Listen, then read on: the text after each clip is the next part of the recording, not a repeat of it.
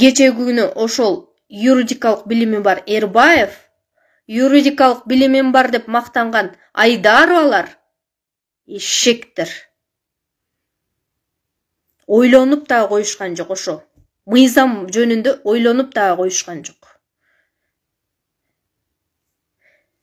Бүтүн Кыргызстан партиясына менин дагы голосум кеткен.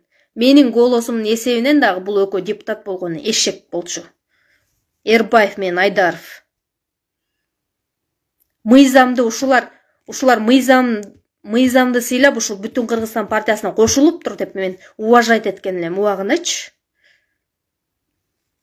Бүгүн ушул жер маселеси болуп атканда, чек ара маселеси болуп атканда мыйзамсыздардын энеңди эметип коем дегенден коркуп, жүрөктөрү түшүп, анан кийин колдоп берип атышат. Айдарова билбейби? Айдарова өзгөнгө келип чогулушта көрбөдүбү? Көрбөдүңбү Айдарова Айгүл? Жүрдүңбү? Сурабайсыңбы бизден? Бизге келип шайлоочуларың менен жолукпайт белең? Эмне жаттың Бишкекте? Тилиңди көтүңө катып жаттың. Анан кийин кече сурап атасың ташипти. Муйта каймалбайт беле деп. Сволочь. Сурабайт белең бизден. Ошого чейин сурап тактабайт белең.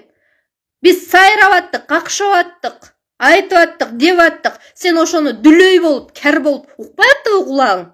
Айдарова эшек.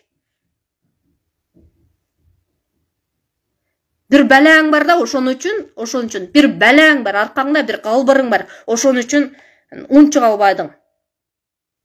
Эрбаев менин айлыма пайда болуптур деп колдоп берип атат. Бети жок.